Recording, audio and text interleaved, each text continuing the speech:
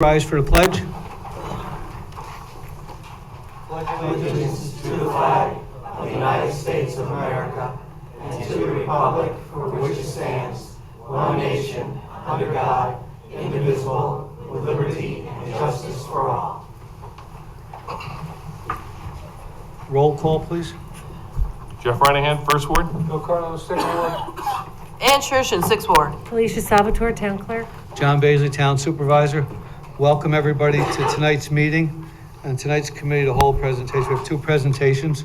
One's from Dr. Bonk from Wappinger School District on the budget, and two will be from the shops of South Hills and proposed zoning text amendment. With that, I'd like to introduce Dr. Bonk for tonight. Welcome, and for your crew you brought with you, some of your board members. Absolutely. Thank you, Supervisor Baisley, and I would like to thank the entire town board for the invitation to present the 23-24 Wappinger Central School District budget that will be in front of the voters coming up on May the 16th. And I'd like to thank the individuals that are with me here tonight from the district. We'll start first with our Assistant Superintendent of Finance and Business Development, Ms. Kristen Crandall. We have Ms. Kristen Dainty. I have to give another $1 and put it in that jar. You're making quite a bit of money. She was recently married. I want to thank Trustee Marie Johnson from our board, Trustee Eddie Sloshower, one of our board members, Trustee Cheryl Miggets, one of our board members, our board vice president, Peggy Kelland, and our president, John Lumia. I would like to thank all of them for being here this evening. So when we take a look at the 23-24 ballot presentation, we must start off with the mission. And the mission of our school district is to empower all. And you'll notice that all is all capitalized because all means each and every one of our 10,400 students.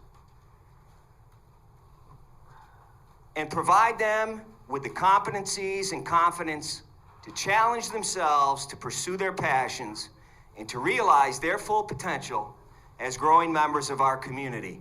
We have three key words: empower, challenge, and grow. Last year, the theme for our budget was reconnecting with our community. We felt we needed to do that upon the return from the pandemic. This year, we look forward to moving forward together. The key word there is together. So, I mentioned the members of the board that are here. In addition to those here this evening, I would also like to recognize Trustee Keith Odoms, Trustee Michael McFarland, Trustee James Spencer, and Trustee John S. Morgan.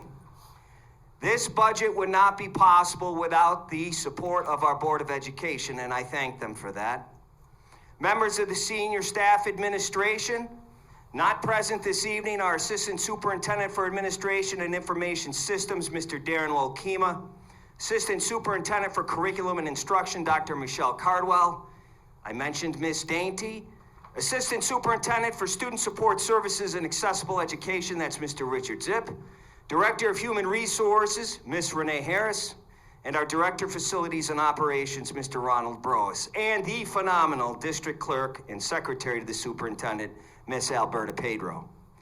So this year we have two propositions on the ballot. We have first our budget, which is $287 million. We have Proposition 2, which is our bus replacement purchase, just over $2 million. And the key word there is replacement. We are going to be replacing buses that will be taken out of service, and I'll talk about that as we move forward. For those of you who don't know, we have the largest district-owned and operated transportation fleet in New York State. As the 9th largest school district, those larger than us subcontract bus services. We are very, very proud to have our employees take our students to school every day and pick them up, as they have a most important job. So let's talk about the budget. Budget was developed based upon the mission and the core values of the school district, the values and the goals of the Board of Education, discussion among senior staff and administration, and extremely important is community input.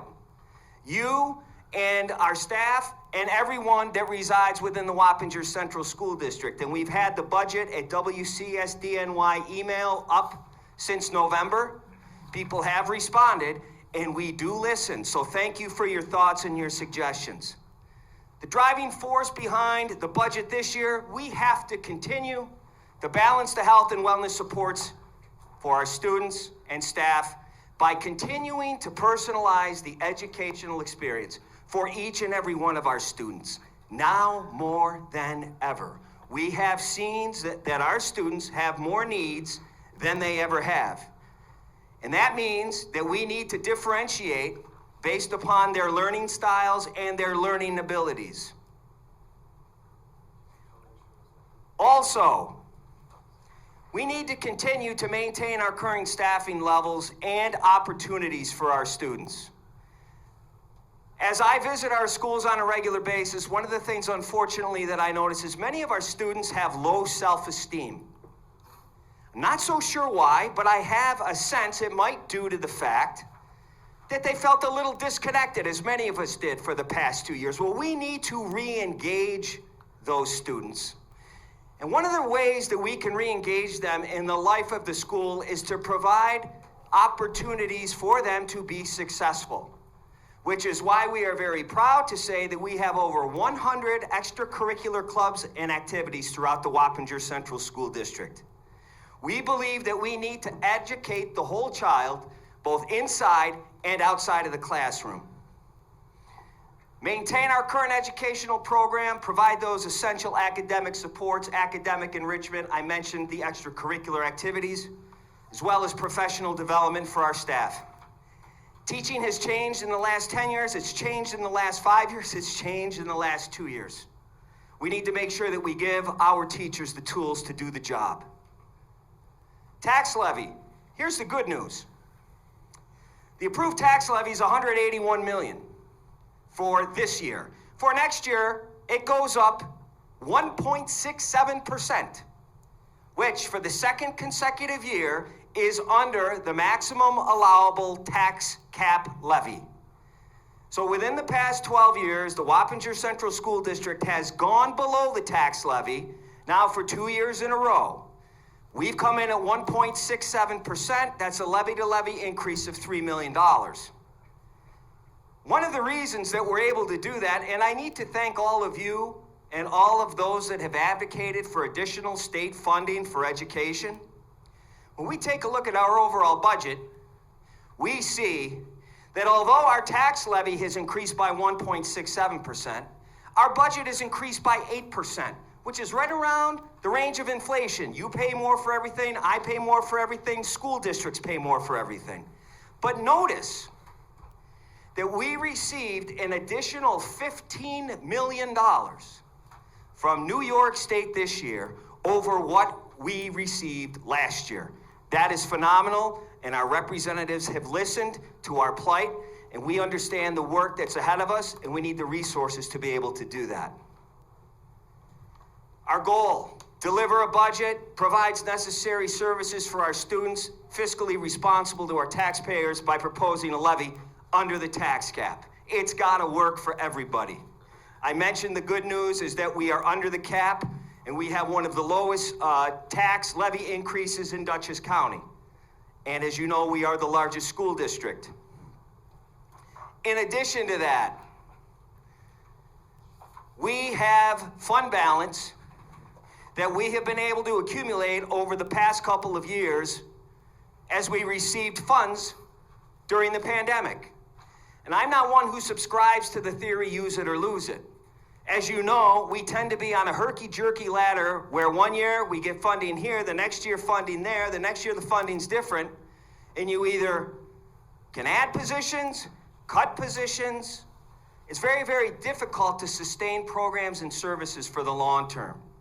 So we have accumulated $12 million in fund balance, and I'm very, very, very proud to say that, and that was done deliberately. And one of the ways that we're able to spend that fund balance is based upon discussions among the board and the administration as to what our needs are at that time. And as you know, they've changed. Over the past 2 years, we have added 12 positions district-wide in student mental health services. Again, now more than ever. We have also added extra police patrols to our schools, as well as school resource officers. We realize the issues that we are seeing, the same ones that we're seeing throughout society with mental health. It's our responsibility to provide a safe learning environment for our students, because if we can't do that, they're not going to reach their maximum potential. This year, we're moving it into the classroom. We are going to spend $1.2 million of our fund balance that we have accumulated to add an additional teacher to a combined special needs program, which is our K-8 special education initiative. In addition to that, as our enrollment for special needs has grown by 250 students since the beginning of the pandemic, we are also adding a assistant director for special education at Wappingers Junior High School and one at Van Wyck. Currently, they are split among other schools. Too many students, too much work to do. Again, we need to be there to be proactive, to prevent issues, and we need to be there to be reactive. In addition to that, $500,000 through the Capital Improvement Committee, in which Eddie Sloshower is the chair of the Capital Improvement Committee. Marie Johnson is one of the members of the Capital Committee, as well as myself. We are going to take another $500,000 of fund balance to kind of spruce up the district. Our newest building in our district was built in 1969. Now, we're not alone in that regard. But when your newest building is built in 1969, obviously, which was 54 years ago, you've got to make sure that you maintain it and that you instill a source of pride within your community, with your staff, and with your students. We're going to spend $500,000 to upgrade landscaping district-wide. We're going to complete the rear pathway at John Jay. We're going to have clubhouse upgrades and improvements at Roy C. Ketchum High School. We're going to repair pathways and steps at Gayhead. And then there's our flagship school, our original school, built in the 30s. We've given it some TLC. We've got to give it more. Let's repair and refinish the stage floor that we believe is original. I saw Willy Wonka presented at Wappingers Junior High School. It was a phenomenal show. Let's give our students the proper forum to do those presentations. You'll also notice that there have been upgrades in the auditorium, and those will continue. Front lobby upgrades and improvements. We're going to lighten up the front lobby a little bit. Needs a little more light. We're going to repair some of the doors, even though the doors are safe. I've walked the building with Director Broas and Principal Thompson. They are safe, but we could use some new doors. We could use some interior painting and staining of walls, as well as doors and trim. And Major McDonald Road, that is a district road. I don't know if you've ever driven it before. I have. And sometimes as I drive through there, my coffee spills off my console and it spills all over me because that road resembles the surface of the moon. Despite the fact that we have addressed it on average 4 times per year, it just doesn't hold. But I've got some good news. As part of our last capital project, that will all be redone over the course of the summer. And we will continue to spend additional monies to improve that area. So let's go through the budget piece by piece. We're talking about adding 10 positions in that K-8 special education initiative. We're talking about district-wide infrastructure work. Again, that's $1.7 million of fund balance. That's not being funded through the taxpayer budget. Our UPK program is growing to the point where we will have 400 students enrolled in UPK next year, which is great. I can tell you that what we're hearing from our staff is that the students that were in the UPK program last year are excelling in kindergarten. They don't have to go through the acclimation phase. Socially and emotionally, they are ready to interact with other students, and academically, they are so far ahead. Adding an additional special education teacher at the elementary level, and I can tell you, our elementary enrollment is growing. District-wide, we're declining, but elementary is growing.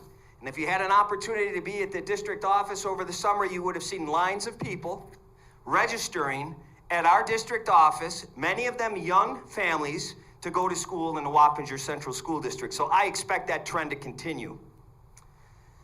4 facilities and operations positions to be able to do the work that we feel is necessary. Converting, and the key word there is converting. We currently have 6 positions for students with special needs, speech teachers, physical and occupational therapy staff, that we currently contract those positions with a service provider. The reason we did that is because even though we thought we would probably need them after the pandemic, we need them even more. So now we're putting those in our budget, and those are going to be Wappinger Central School District employees. Public information officer, now more than ever, you got to get the information out in a timely fashion. You got to make sure that it's accurate. We have a public information officer doing a phenomenal job. She runs the website and many other things. She's part-time. We need her full-time. We need to continue to improve the efficiency and effectiveness of our transportation department. We're looking to take 10 part-time bus drivers and make them full-time. As you know about state mandates, we are mandated to report information to the state education department. We need another special education account clerk to do that. Without that individual, that's more work that falls on somebody else. You know how that works. New York State district level building project work, restoring high school tracks, as well as other work to facilities, lighting upgrades, parking lot updates, increased funding for instructional supplies. And we need to prepare today's students for tomorrow's jobs. And they may not be where you think they are. I know individuals who have associate's degrees, bachelor's degrees, master's degrees, and they feel that they're underemployed and are wondering kind of why they went the path that they did, because they expected all these opportunities, and now there aren't as many opportunities. But there are opportunities in the skilled trades. We need to prepare today's students for tomorrow's jobs. We're starting that at the middle level at our junior high schools by the introduction right now of welding programs, plumbing programs, and electrical programs to build an awareness of the potential of the careers that exist and the training that's needed in order to attain that, if that's what a student or a family wishes. All of our union contracts are current. Our BOCES service requests have been updated, and I can't thank BOCES enough. We have a phenomenal collaborative partnership with them. The overwhelming majority of the services through BOCES are through career and technical education opportunities that we simply don't have the machinery to support. I'll go through this rather quickly. You'll see here the tax cap. On one side, tax levy.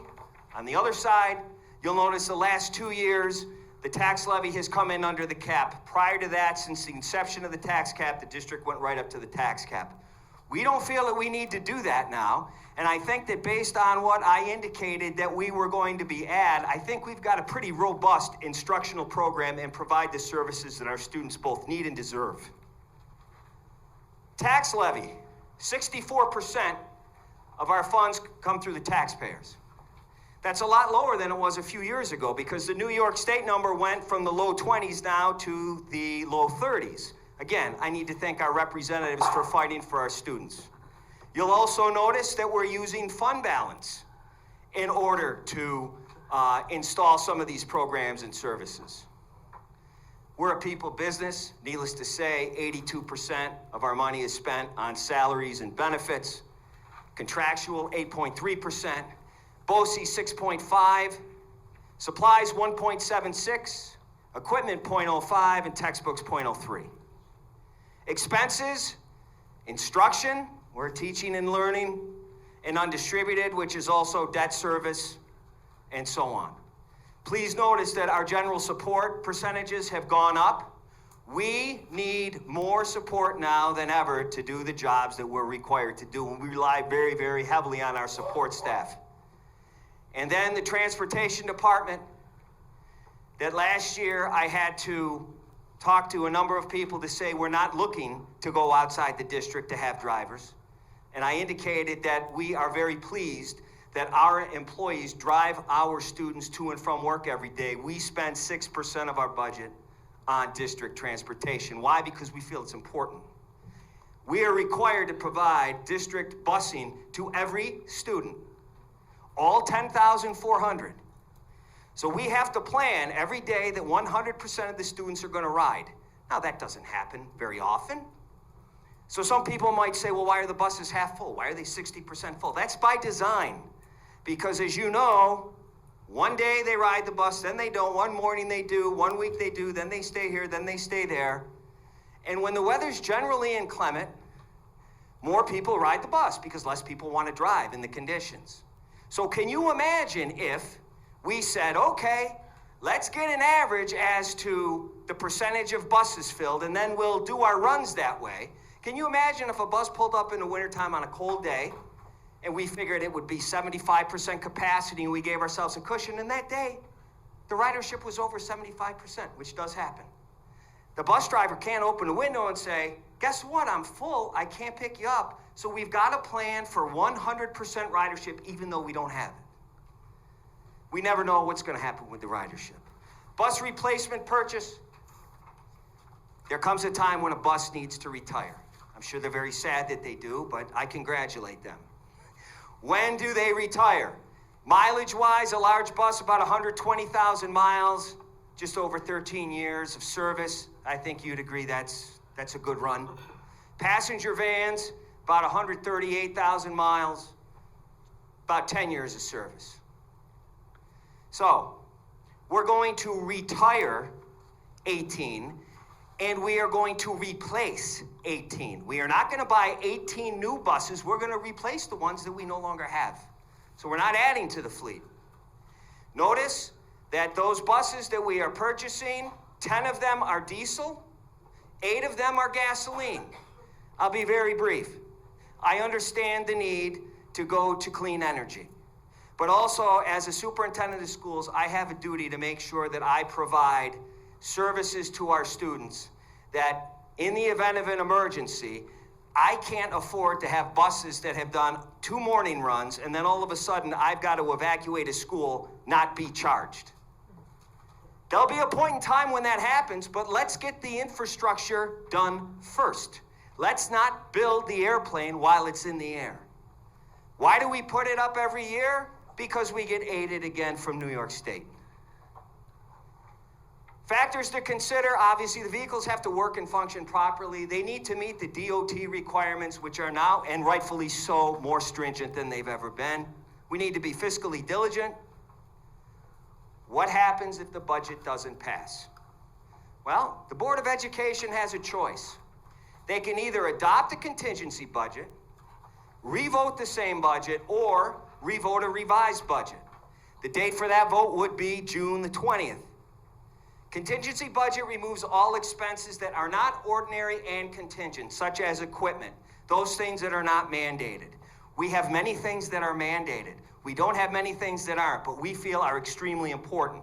So when you take a look, if we had to go to a contingency budget, the tax levy would remain the same as it was for this school year, next school year, which would be a difference of about $3 million. So we would have to cut $3 million out of the budget. And what might that look like? Well, I talked to you about a burgeoning UPK program. 400 students. Currently at 12 locations. They're not all Wappinger Central School District locations because we don't have the space. That UPK money is expected to continue to grow. So if I'm indicating to you that our elementary enrollment is growing, and then we have UPK expanding, it might cause one to think about what does the future potentially hold in terms of enrollment. As a superintendent, I can only pose a thought, and that's all it is a thought. There might be a need, in let's say 5 years, if we continue to see our enrollment increasing at the elementary level, we may have to consider adding on to Van Wyck Junior High School and Wappingers Junior High School and taking the cafeteria at Wappingers Junior High School, which is currently on the second floor, which we can all agree is not optimal, and maybe putting it on the first floor and taking the 6th grade and putting it back in the junior high schools. Because if we have a crunch at the elementary level, the only other option would be redistricting or having specific programs at specific schools. I don't think any of us want that. We want our students to go to school in their neighborhood, in their own community, not be bused across the district. So those two, the Director of Early Childhood Education and the Office Support Staff, that position would go away. That work would fall to somebody else. That Special Education Account Clerk would go. Those Facilities and Operations positions, which are extremely important, would also go away. And it's very, very handy to have those additional people, especially when your newest building is 54 years of age. You all know that we had to early dismiss an elementary school in this town a few weeks back because of a septic issue. And fortunately, we put the money aside to have our crew come in and fix the issue, and we were ready to reopen the next day. And then, at some point, when school is not in session, we can address the issue. Conversion of the part-time staff to full-time staff, that impacts our effectiveness and our efficiency. New York State district-level building project work, restoring high school tracks, which we mentioned we were going to do at Royce Ketchum High School, lighting upgrades, bathroom upgrades, parking lot work, septic work. And then the reduction in funding for supplies, materials, field trips, tuitions, and those very, very important, as I mentioned, extracurricular activities that give the students an opportunity to experience success in one form or another outside of the classroom, and to develop a passion and an interest in something. And now more than ever, that's what our students need. And with that, my presentation is almost concluded. Our budget vote is coming up on May 16th, which is next Tuesday night, 7:30 in the morning till 9 at night. Go to our website, wappingerschools.org. On there, you will see an email for questions, concerns, and feedback, budget at WCSDNY. The state-mandated public hearing was held on Monday night at Royce Ketchum High School. You can also, if you want, the budget in detail, 23-24. You can go in detail. You can also, if you want, you can compare and contrast the budgets for the last 5 years. And I need to thank our entire community for the unwavering support that they have provided during a challenging time for all. I believe that we have reconnected with our community, and I believe now is the opportunity for us to move forward together. And with that, Supervisor Baisley, members of the town board, I thank you for the opportunity to be here this evening. Thank you very much. Thank you, Dr. Bunk. Tim, can you unmute Stefan? Does anybody on the board have any comments for Dr. Bunk? I just wanted to thank him for presenting this. I know a lot of people watch it on TV, since there's not many here tonight. And like I said, it's very informative, so they understand really what that budget process is all about. So thank you for your time. Thank you, Councilman Renee. Thank you. As always, top drawer, Mr. Bond.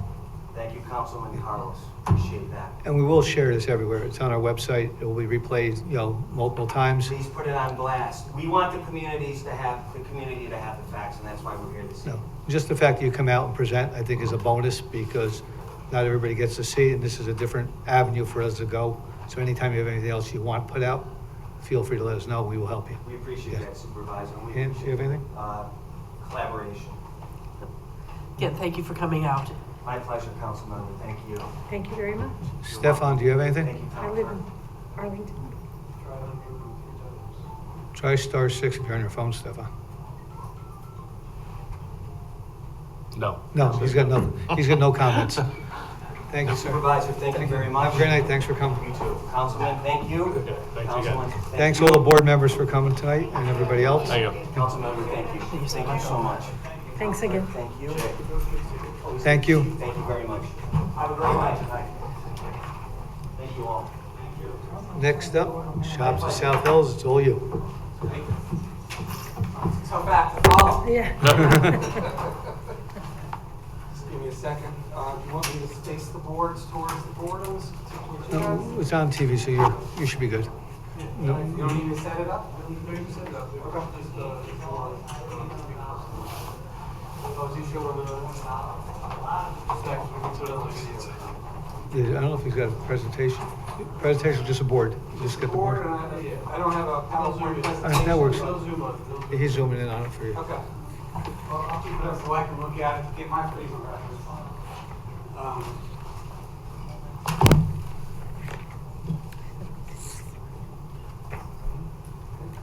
Good evening. My name is John First. I'm an attorney at Catania Madden Ryder in Newburgh, New York, and I represent DLC. They own the mall at South Hills, the shops at South Hills, the South Hills Center. With me tonight is Greg Oceans. He works for DLC, as well as Jack O'Brien. They're working on this project to essentially reinvent and redevelop this existing mall. The property is about 72 acres, and I'm sure you guys are all familiar with the location on Route 9 and just north of the intersection of Route 9D. DLC has owned the property since approximately 2014, and they're looking again to redevelop this opportunity area, as your comprehensive plan points out. As everybody knows, there's been a national trend recently away from the brick and mortar retail stores, especially with the pandemic in 2019. But even before that, the trends were leaning that way. Currently, the site is underutilized. There's a lot of asphalt, so DLC is working on a plan, a long-term solution to redevelop that mall. They're not just looking for commercial uses or retail uses. They'd like a mix of certain type of commercial uses, not just retail. They're also looking at a mix of residential and retail, which is also consistent with the comprehensive plan that the town just adopted. So they're trying to take the information from the comprehensive plan and work with that. So there's a bunch of different possibilities and scenarios that they've been going over and reviewing and discussing internally. Right now, there's nothing definite as far as long-term. There's nothing concrete. There's a lot of ideas and speculation. They're working on it. They don't really, they don't have a concrete plan long-term. But in the short term, they do have this opportunity that came up to redevelop the empty Burlington Coat Factory. I think you guys are all aware it's in the back of the mall. I guess it would be on the westernmost side. And so they have an opportunity for a self-storage facility. It's going to be minimal work around the site itself. They're going to use the existing structure. It's going to be essentially an adaptive reuse of the empty Burlington Coat Factory. Proposed site work really just at this point includes crosswalks, adding dumpsters, just really cosmetic things. There's really not much that has to be done. Right now, the zone, the South Hill Center zone, is what governs this property, the 72 acres. And within this zone, self-storage facilities are currently not permitted at this site. So we would seek a zoning amendment to allow self-storage facilities as an adaptive reuse, meaning using an existing empty building. So we're not building a new structure for self-storage, using an existing empty structure. In addition, with respect to the rezone, the other thing they'd like to cover is the ability to potentially subdivide the entire 72-acre parcel in the future. This would help in marketing. It would help with future development. If you want to go residential, if you want to start developing other parts of the property, they need some flexibility with the zoning, setbacks, bulk requirements, and whatnot. So they would look for some flexibility. I think the town already has some of that flexibility in a different zone. So we'd like to, I took some of that language and proposed it for this zone. So this would again allow flexibility in zoning. The planning board would have discretion to limit the setbacks, lot sizes, and whatnot, so it could allow for ease of development, especially when you have a mix of uses. The other thing to contemplate if this is subdivided, you have to have a bunch of cross easements for all the existing utility and access, as well as potentially what they call a 280A approval, which has to do with access, since access will be across various different parcels potentially, they may need what's called a 280A approval. So this is all kind of contemplated in these proposed zoning amendments. Oh, and the last thing would be on signage. If you subdivide the property, we'd like to make sure that the stores still can put their signage on the main sign, even though they're on a different parcel. Many codes, like your town, require signage to be on the same parcel as the use itself. So it's really just, in a nutshell, allow self-storage as an adaptive reuse and allow some flexibility with the subdivision process. And I'll just show you a little picture of some of the cosmetic work.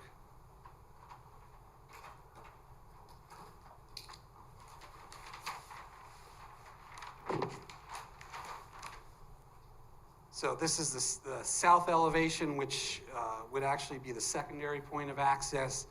And a lot of the remaining features are staying. It's going to get a nice painted coat. It's going to be painted, add some signage.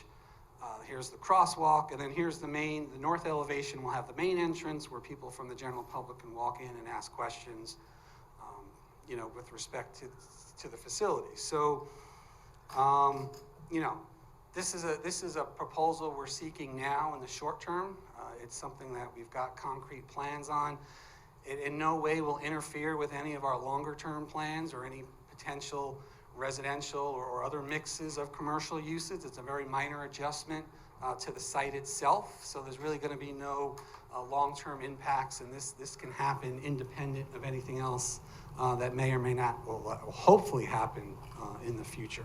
If you have any questions, Greg is here to answer any questions from DLC. One question, is this is the only piece you're coming in for now? It's just this one Correct. This change? is the only concrete piece we have right now is redeveloping the old Burlington Coat Factory with an extra space storage. They're the name brand. Okay. We met with the councilman and some in-house staff a few months ago about this project, and the fact that where Burlington sits, Mm-hmm. it sits in the back as a reuse for now, and the fact that other buildings that we've taken down to put self-storage in, I think this is actually a good temporary, if not permanent, fix for what's back there. It's a spot that's probably extremely difficult to try to rent out because Right. of where it sits in the. It's a great contour of the distance wall. from Route 9. It's set in the back. Self-storage is not something that's flashing on the side of the road. People turn over and say, hey. No, when it was a connected mall, it was a little bit different. The Right. fact that now, all your entrances to everywhere in the shops are out front. This really stands by itself in the back, and low volume, low use, and actually the fact of having something in there could slow down vandalism rate of what's going on that could be going on back there, which we don't have right now, but. Right.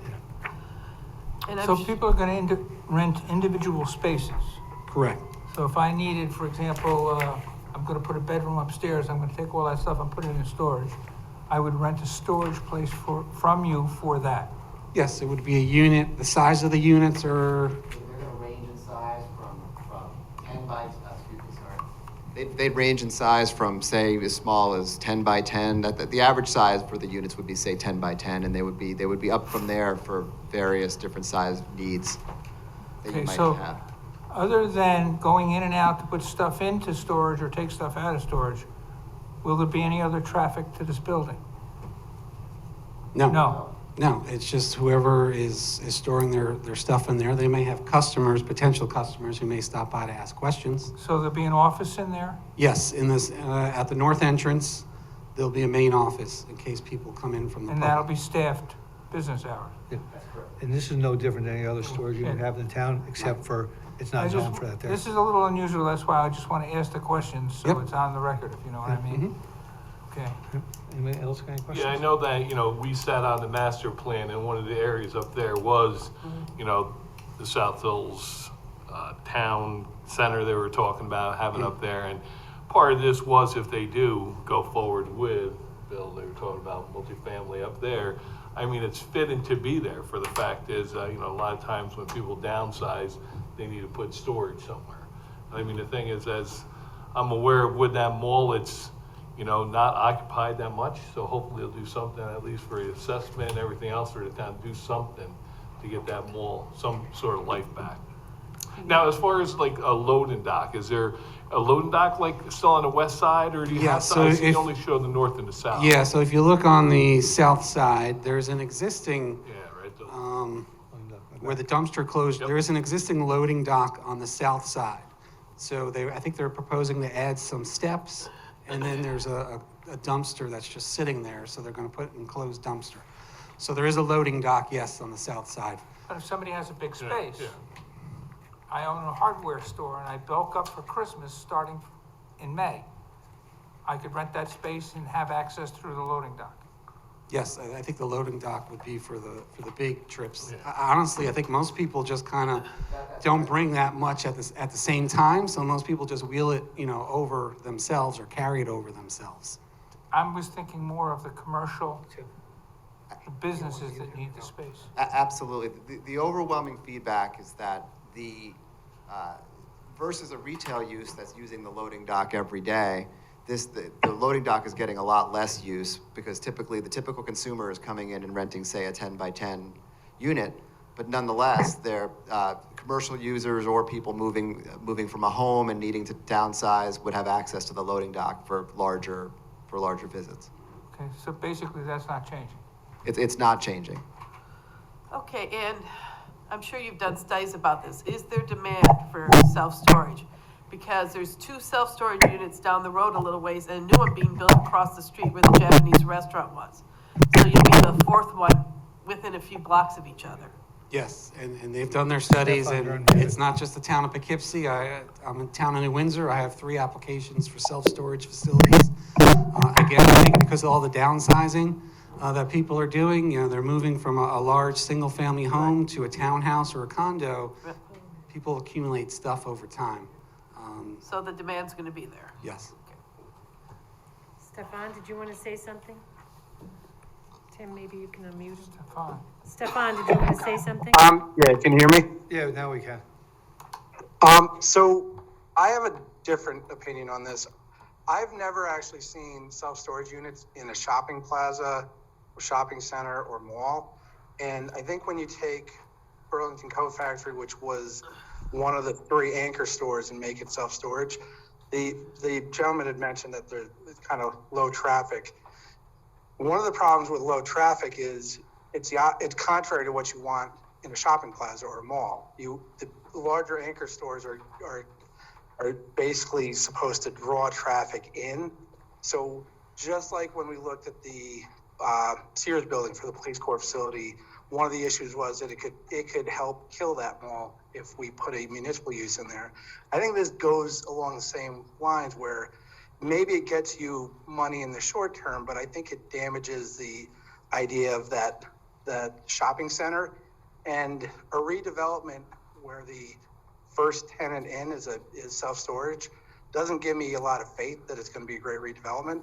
I just don't think it fits. Well, okay, hold on. Thank you, and your point's well taken. I'm not sure where to look. I guess the camera's over here.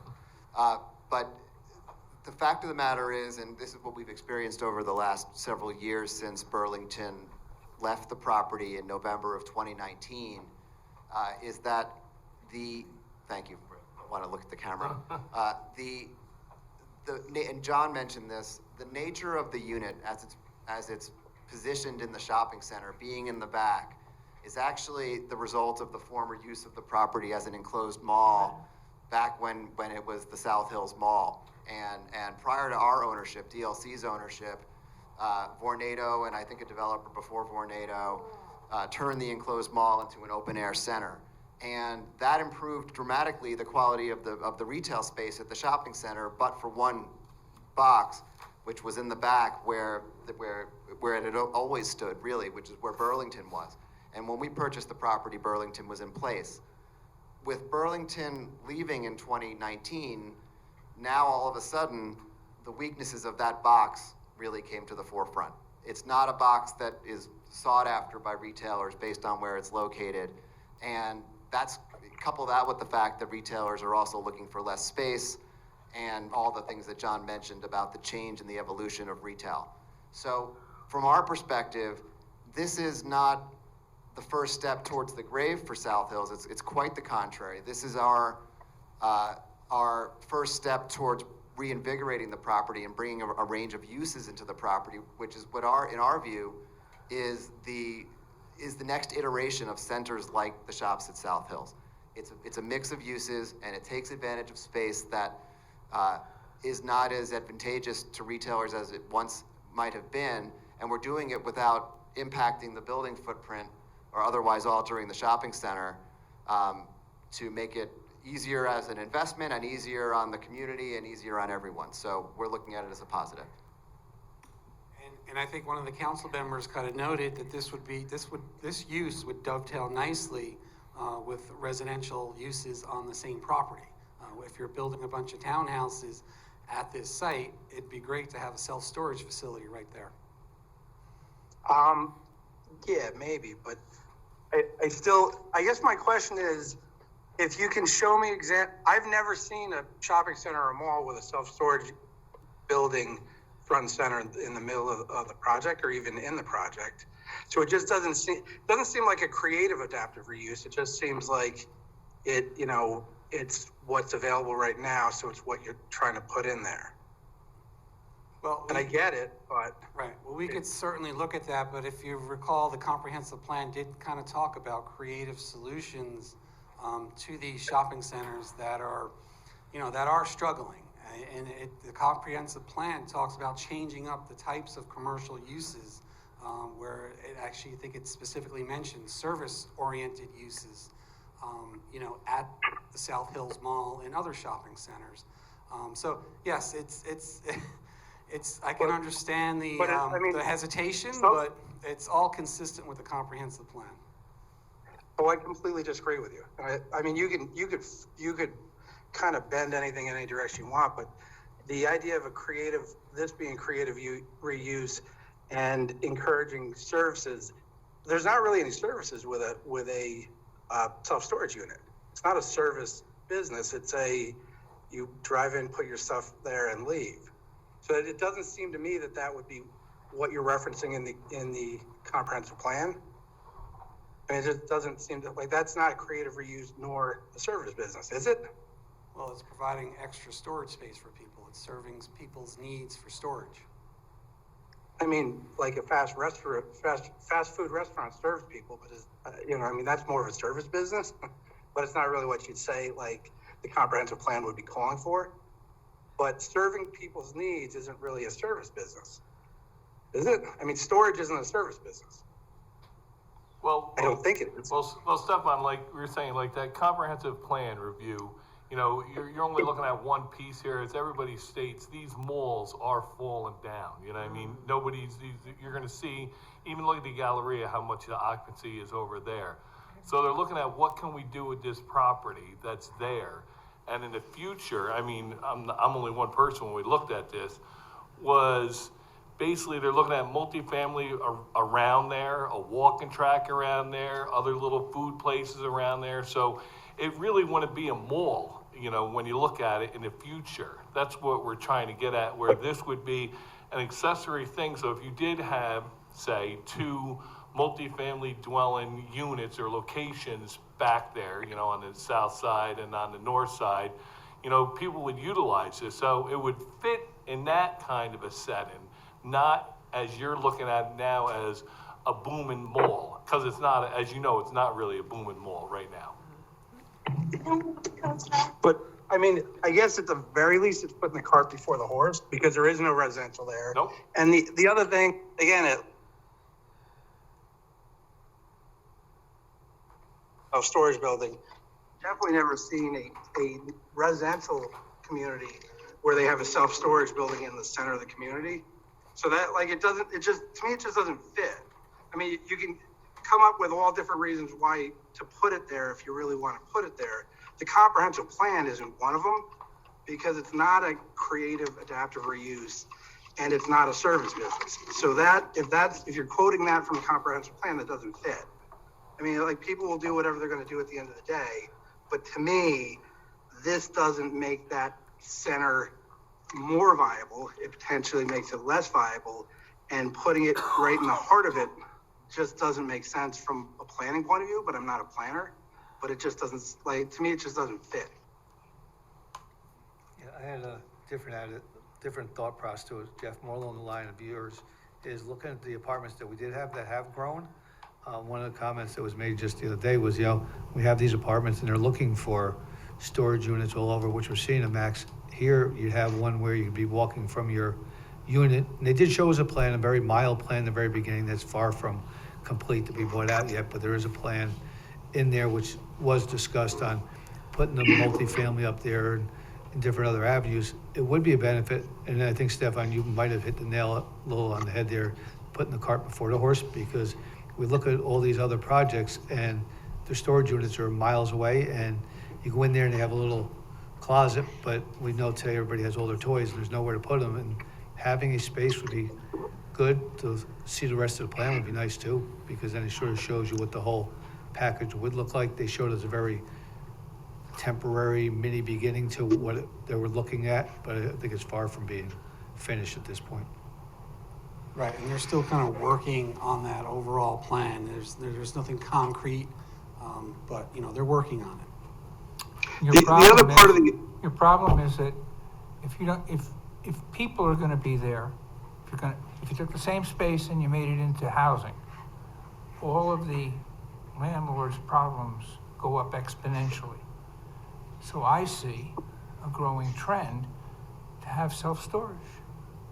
Self-storage doesn't have leaky pipes.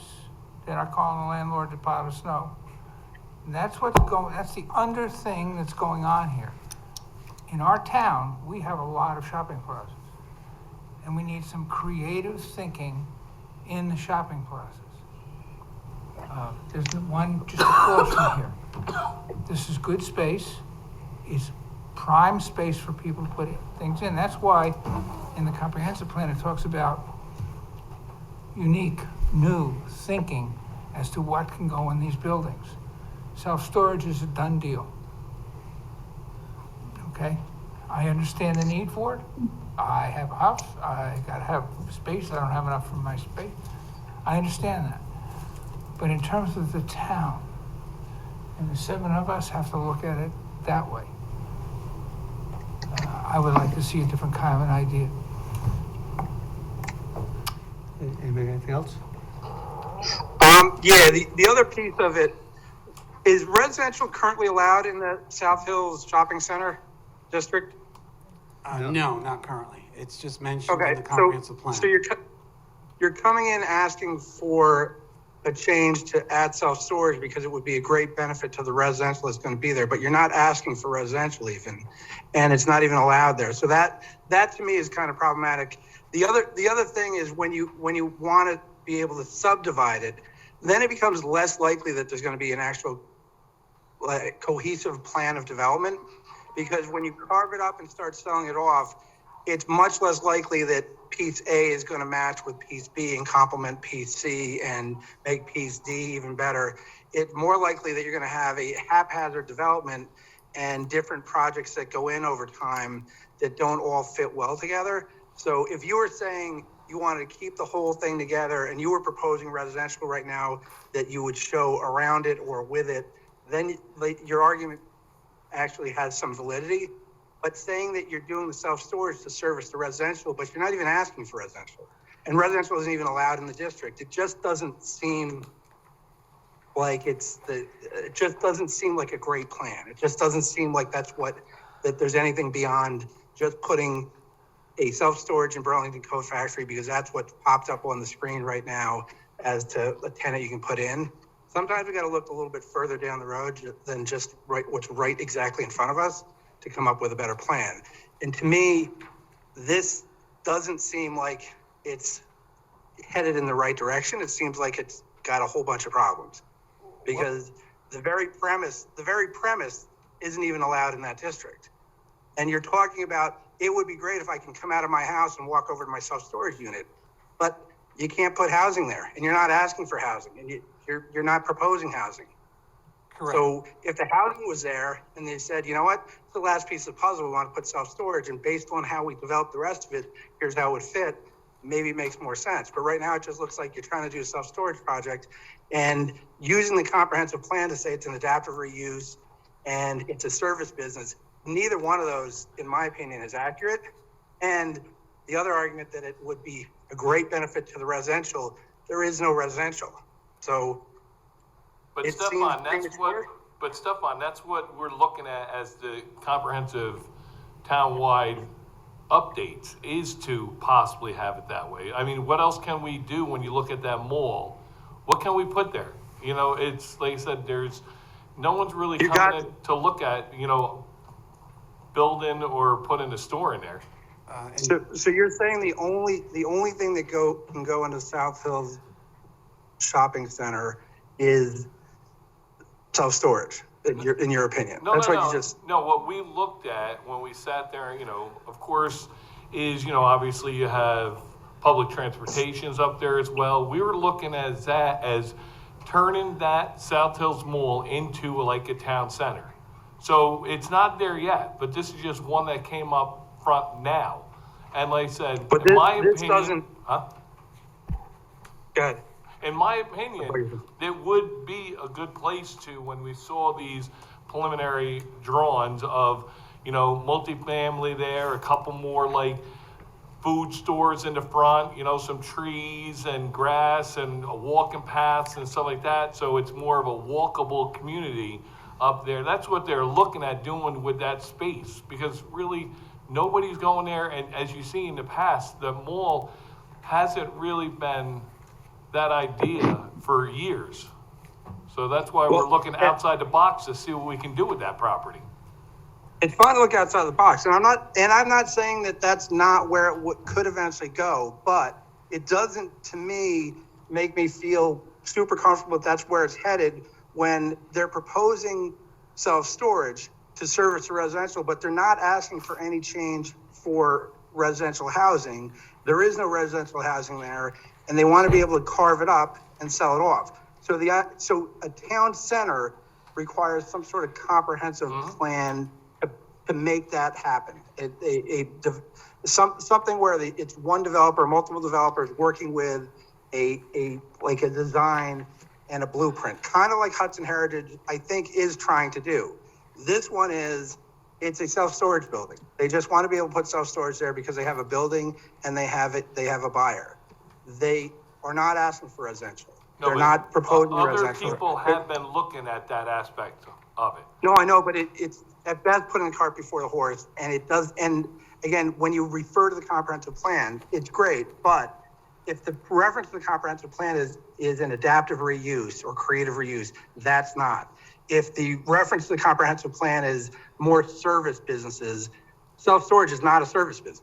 I'm 99% sure. I can't figure out how you could define self-storage as a service business, because even the way it was presented tonight was there's very little traffic. People come and drop their stuff off and leave. That doesn't help create a thriving town center. It's self-storage. It is what it is. That's what we want to do with it. That's what we want to do with it, I guess. But to me, it's not creatively thinking about a town center. It's just put self-storage there. Yeah, I think, like I said, I think it's just really, when you look at it, a matter of opinions, because like I said, as you know, the multifamily, apartments there's still a big need for them around here. It's close, like I said, to Metro North. I mean, just even down the road, those apartments that were just built there, they're already full. I mean, there's just a big need for it. And we looked at it as that could be an area where we could utilize that space that's there, that nothing else is going in there to do this. That's what we looked at. Right, but that's not what they're proposing. No, it's That's not, not what they're because proposing. that part's That not problem here is yet. what they're That's proposing. hopefully something that they're gonna work on. That's another phase of it that we have to look at. Right, and just to If you clarify, look- this If you is, look at the way the parking lot is divided up, the front parking lot, the pads, okay? There were some of us who are on comprehensive plan, I was the chair of it, who thought about that and was looking at Woodbury Commons, okay? The same kind of layout, walking, stores, that kind of stuff. There was a point in time where I got involved with trying to get Trader Joe's to go on the south end of that mall. And I was at a meeting where they talked about traffic. Not the bad kind on Route 9, traffic into their stores. Up there, if you're not going there, if that's not your goal, you drive right by it. And that's why that died. South Hills Mall would be a place to consider on those already designed pads out front, townhouses. 3-story townhouses. Just about all the infrastructure is there. I'm not sure about sewer. The sewer's there? Yep. So in terms of a developer looking at it, what better place you're gonna go? You're 2 minutes from Route 9. You got a plaza behind you. What do you think is gonna happen in the plaza if all of a sudden that whole front area is residential? The barber shop, the drugstore, the meat shop, the pizza parlor place will go into the mall. That's thinking about it in a different kind of a way. And there are housing options that can be looked at. Townhouses, perfect for young people starting out to build some equity, get into it at a lower price. Those are the kinds of things I know that was in my mind when I voted on comprehensive plan for creative solutions to these things. We have another one across the street. Big mall, it was back in the day, it was all big malls, but we don't need them now. So I like the idea, that's a gorgeous look on the building. I don't know, you can't make that thing into an apartment building, it costs you a fortune just to put the sewer in. So you're kind of strapped, guys, I understand that. But I want to be honest with you, that's not the kind of direction I think we need to be thinking about for the South Hills Mall. Ian, you have anything? Gentlemen, John, you got anything else? just to conclude, I mean, we agree with you 100%, council member, that, you know, residential is an important piece, and they're working on it. You know, they're not ignoring that. This proposal, you know, it's not very intrusive at all to the site. It's very minimal. There's very little changes to the site, and that's one of the reasons why, you know, we thought this was a good fit for now.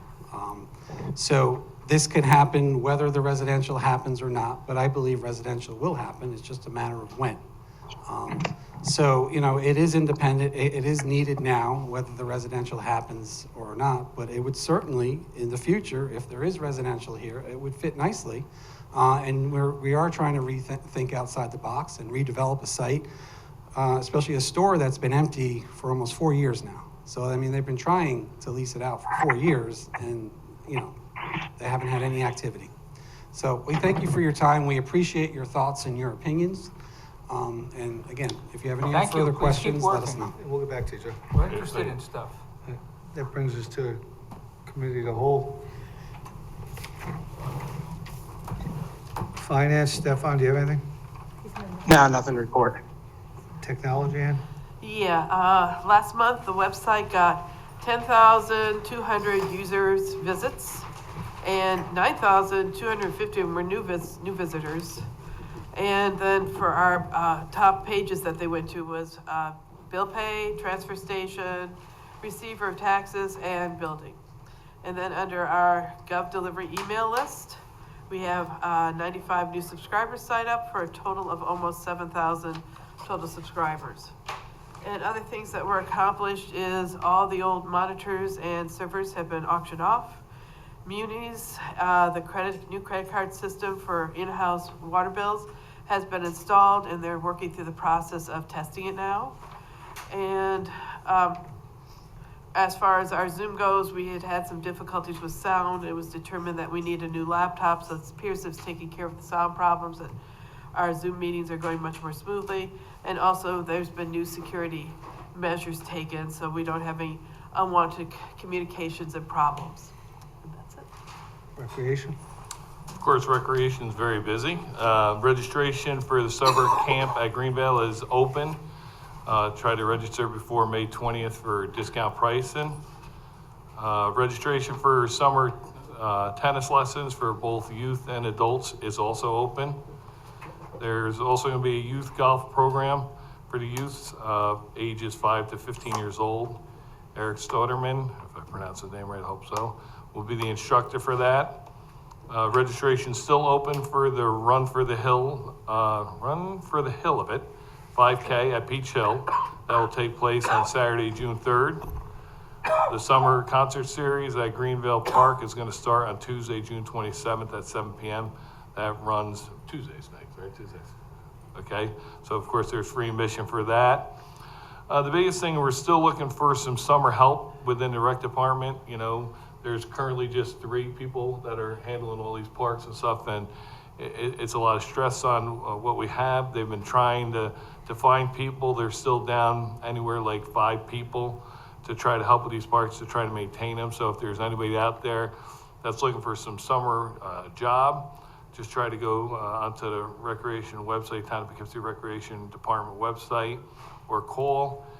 We can desperately need the help, or they're going to have to look to possibly go out to try to get, you know, a vendor or something like that to do that, a contractor, I'm sorry, to do that. And like I said, there's a lot more, there's a lot of other activities that are going on. So again, just go to the Town of Poughkeepsie Recreation page for a full list of all the events that are coming up. Jeff, is there a youth night coming up too? Yeah, I thought there was. I didn't see that one, a youth night coming up. That's why, like I said, that's why there's a lot more events, so I The feel The bad, one we were so. planning on was in August, but your date night, your night No, out in Arlington is coming up. No, there was another night coming up, it was for Because there was one with youth, ice they're either cream. having a, Ice cream, I'll go. Yeah. not a ventriloquist, they're having something there, I can't remember what it was, comedy night or There's something. also- Oh, is that, yes, was that the kickoff for your bands? I think it was thought the week before. Yeah, they're doing it before. Because then there's also, like, I believe, a tour at Vassar. They're teaming up with the Vassar and the Arlington Business District. So that's why, like I said, I apologize, I can't write it all down. So the easiest thing is go to the Town of Poughkeepsie Recreation page, and they're right there on the front page, a list of all the events that are coming up. Yeah, next Thursday, which is the 18th, is a night out. And it's a night at the Loeb, the Art Gallery over at Vassar, and then they'll be giving everybody out bags and goodie bags and to promote all the business in Arlington. So expecting everybody to go out, go visit the Art Gallery, go over and have dinner somewhere in Arlington to promote Arlington. All the restaurants are there. It seems to be getting a pretty good response so far, so it should be something nice. Okay. Fire advisory? Yes, we had the Red Cross come visit us, sat down there with the fire departments and talked about the services that they provide when there's a disaster, you know, a fire, and, you know, they changed their methods of giving you housing if you're displaced. So they went over that, as well as we're looking to start a town-wide smoke detector program. You know, we're gonna, as soon as we get the okay from the 3 fire districts that are in a town, that they wanna do a collaboration with the Red Cross, we'd assist them with installing smoke detectors in the homes for those that don't have any smoke detectors. That's all I have. Infrastructure? Nothing to report. Personnel? Nothing to report. One personnel, as Jeff said, we're definitely still looking for summer seasonal help in the rec department. We are also looking for a cleaner janitor in the police department. If anybody wants to apply, please go on the website and apply. Then we have supervisor's report. Things are going well in the town. It's extremely busy. The building department is still busy. Home sales are still up. And the last thing is the working group that we're supposed to put on for the building consolidation. We've received numerous amount of people that were interested. I've sent all the council board members a list of who they are. Could you please review them and let me know your input so we could possibly announce who we would like next week? And with that, I'd like to make a motion to suspend the rules. So moved. All those in favor? Aye. Aye. Is there anybody who'd like to speak? And if you're online, on Zoom, please raise your hand. I see no one. Nope. Really, I know I had one of my residents said they were gonna speak tonight. I'm not sure if she was able to get on there or not. If they're on the phone, what do they do? Star 7 to raise hand. Star 7 to raise your hand. Anybody online? Jim, or there's a phone number online, if either one of you would like to speak? Feel bad if they wait the whole Yeah. meeting and couldn't get on. Okay. Okay. If not, a motion to resume the rules? So moved. All those in favor? Aye. Motion to adjourn? So moved. So, Aye. second. Thank you. Thanks, everybody, for coming out tonight and listening to both presentations. Have a great night.